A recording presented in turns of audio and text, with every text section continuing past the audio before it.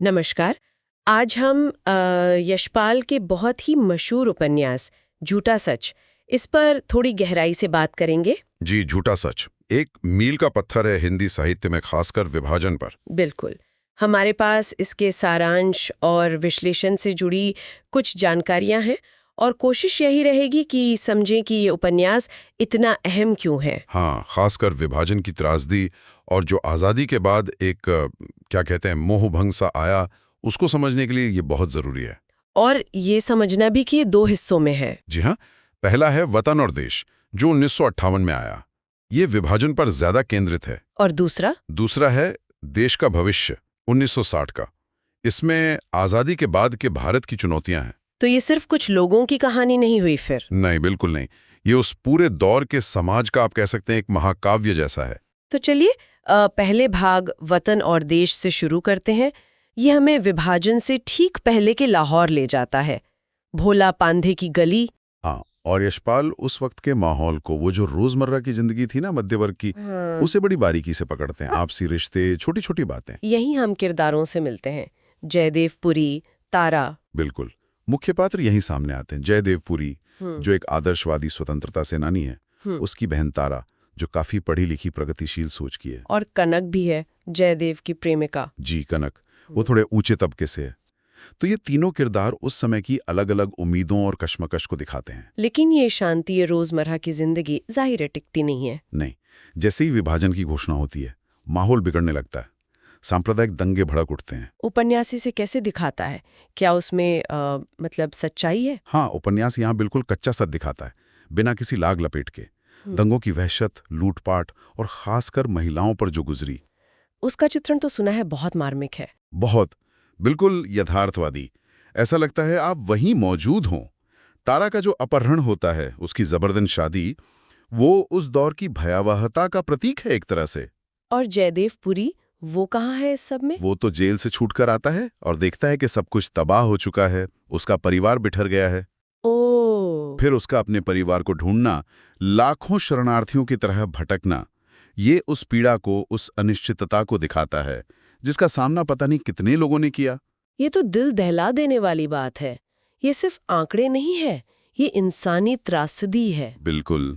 तो ये था पहला भाग, वतन और देश, विभाजन का सच। लेकिन कहानी यहाँ रुकती नहीं। दूसरा भाग आता है देश का भविष्य, आजादी के बाद का भारत। हाँ, और यहाँ माहौल एकदम बदल जाता है। जहाँ पहले एक उम्मीद थी, यहाँ एक तरह का डिसइल्यूजनमेंट, मतलब मोहभंग। मोहभंग, आजादी से। हाँ, आज़ादी तो मिल गई, पर आम आदमी की जिंदगी में शायद उतना बदलाव नहीं आया जिसकी उम्मीद थी। फोकस अब बदलता है। राजनीति में जो भ्रष्टाचार आ रहा है, नेताओं का स्वार्थ, और आम जनता की पीड़ा जो जस की तस बनी हुई है, वो सपनों और हकीकत के बीच की खाई दिखने लगती है। तो ये किरदारों की जिंदगी में भी झलकता होगा। जयदेव पुरी का क्या हुआ? वो तो स्वतंत्रता सेनानी था। हाँ, ये बहुत दिलचस्प है। जयदेव पुरी एक अखबार का मालिक बन जाता है, लेकिन धीरे धीरे वो सत्ता और पैसे के खेल में फंसता जाता है। मतलब नैतिक पतन? कह सकते हैं। वो अपने पुराने आदर्शों से कहीं दूर जाने लगता है। ये दिखाता है कि सिस्टम कैसे व्यक्ति को बदल सकता है या उसके अंदर के स्वार्थ को उभार सकता है। और तारा, उसने तो इतना कुछ झेला था। तारा संघर्ष करती है।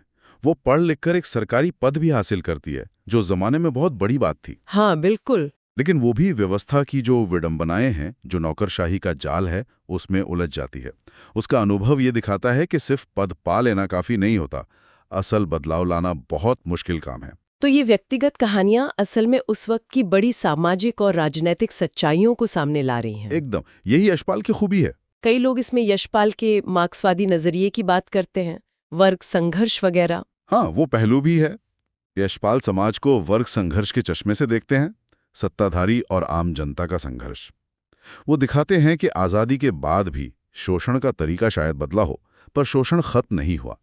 सत्ता का चरित्र वैसा ही रहा। लेकिन क्या ये उपन्यास सिर्फ इसी विचारधारा का है? नहीं, मैं ऐसा नहीं मानूंगा। हाँ, वो दृष्टिकोण जरूर है, लेकिन उपन्यास मानवीय भावनाओं, रिश्तों की जटिलताओं, नैतिक दुविधाओं को भी उतनी ही गहराई से पकड़ता है। ये सिर्फ राजनीतिक पर्चा नहीं है।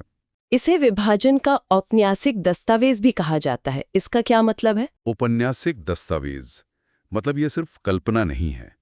ये तथ्यों पर, शोध पर, गहरे अवलोकन पर आधारित है। अच्छा। ये उस दौर की सच्चाई, लोगों के अनुभव, उनकी पीड़ा, उनकी भावनाओं का एक प्रामाणिक रिकॉर्ड जैसा है जिसे कहानी के रूप में बुना गया है। ये इतिहास को सिर्फ घटनाओं से नहीं, इंसानी नजरिए से दिखाता है। तो आज के समय में झूठा सच को इतना अहम क्यों माना जाता है?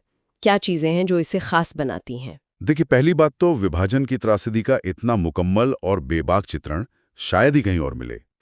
दूसरी बात, स्त्री पात्र, खासकर तारा, उसके जरिए महिलाओं का संघर्ष, उनकी हिम्मत, समाज में उनकी स्थिति, इसका चित्रण बहुत सशक्त है। सही कहा। और तीसरा, आजादी के बाद जो मध्यवर्ग की उम्मीदें थीं, उनका टूटना, वो जो मोहभंग था और नैतिक दुविधाएं, उसका बहुत सजीव वर्णन है इसमें। और यशपाल का मुख्य संदेश क्या लगता है आपको इस सब से? संदेश तो मुझे लगता है काफी साफ है। जैसा दूसरे भाग का नाम है, देश का भविष्य। हाँ। वो यही है कि देश का भविष्य असल में नेताओं या पार्टियों के हाथ में उतना नहीं है जितना आम जनता के हाथ में है। उनकी जागरूकता, उनके कर्म, उनके संगठित होने में है। ये जनता को उनकी अपनी ताकत का एहसास कराने की कोशिश है एक तरह से। तो अगर हम संक्षेप में कहें तो झूठा सच सिर्फ विभाजन या आजादी के शुरुआती सालों का ब्यौरा नहीं है। नहीं, बिल्कुल नहीं।